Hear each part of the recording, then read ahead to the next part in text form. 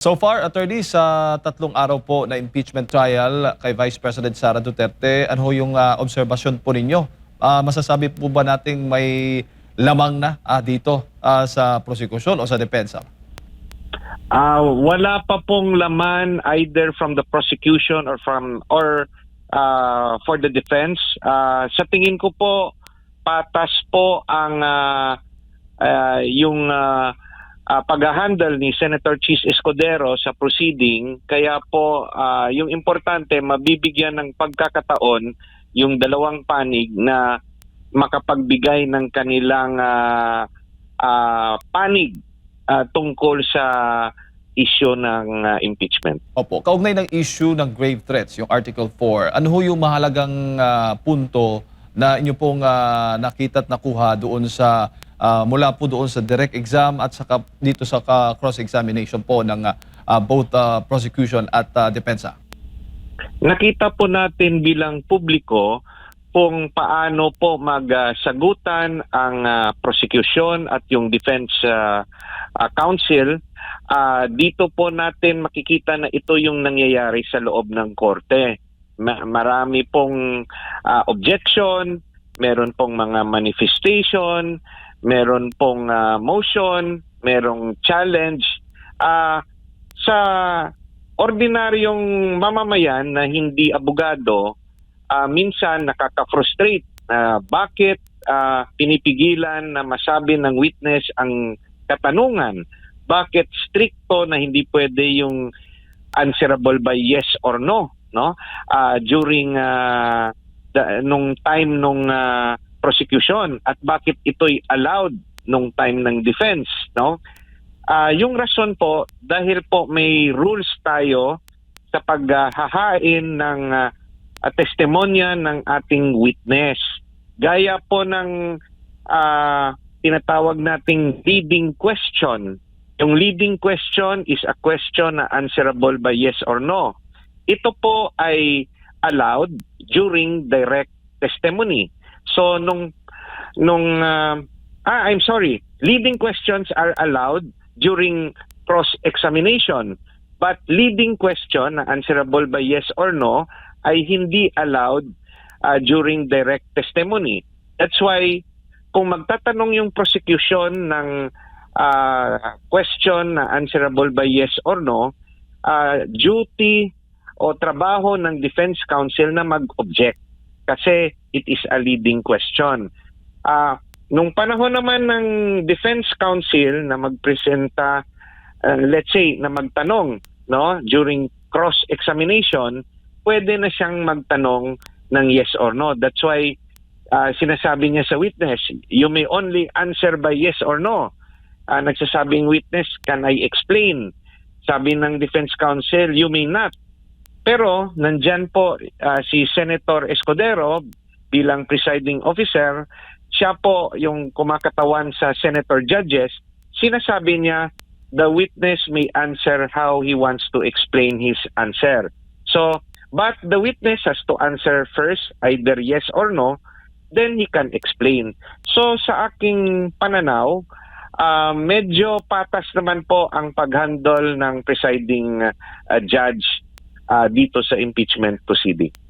Doon po sa testigo na si NBI agent John Mark Calilong, attorney, ano ho bang masasabi po ninyo? Siya ho ba ay napatunayan ho ba niya yung issue po ng grave threats doon kay Vice President Sara Duterte? Yung mga napatunayan sa kanyang testimonya ay una, inamin niya na hindi siya expert witness. So, siya mismo nagsabi nung tinanong siya, expert witness ba kayo? Sabi niya, hindi. Ano ba ibig sabihin ng expert witness? Ang expert witness ay properly trained sa kanyang profesyon, specialized yung kanyang training, at matagal na siya sa kanyang ginagawa, na considered siya sa publiko na eksperto sa kanyang field. So nung tinanong siya if he is an expert witness, sabi niya hindi. Sabi niya lang, he is a competent witness. When you say competent witness, pwede siyang magtestigo at alam niya rin yung sinasabi niya. So what is the difference? Yung expert witness, yung kanyang opinion ay merong weight. Merong ito'y dapat i-consider. Pero kung competent witness ka lang, allowed ka to testify, pero yung testimony, opinion mo lang yun. Hindi ibig sabihin na pag nagtestigo ka sa point of view mo, ay dapat paniwalaan ng mga judges. Ano mo lang yun? Opinion mo lang yun. So, yun yung sa kanyang testimonya, yung opinion ni Senior Agent Calilong ay katulad rin ng opinion ninyo, Jade and Admar, at opinion ni Attorney Hinlo. At kung ano man ang nakalagay sa individual na utak ng mga judges, sariling opinion rin nila yon. So, although allowed si Senior Agent Calilong mag-testify dahil hindi siya expert witness, sinasabi niya lang na yung videotape na kanyang pinanood ay totoo. Ibig sabihin, yung interpretasyon niya, sariling opinion niya lang yon.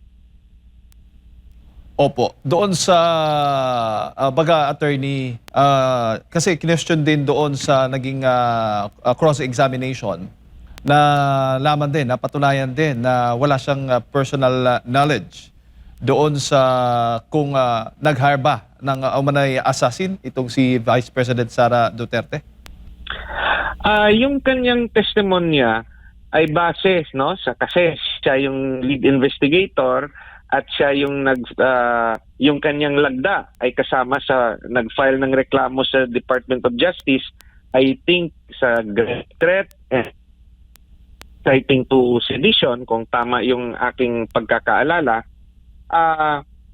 ay criminal case has been filed sa Vice Presidente. So, yung elemento base sa opisina ng NBI sa kanilang paniwala ay sapat para maiahin yung kaso. Pero wala pa namang trial. In fact, wala pa namang sagot ang DOJ kung iaakyat ang kaso sa korte.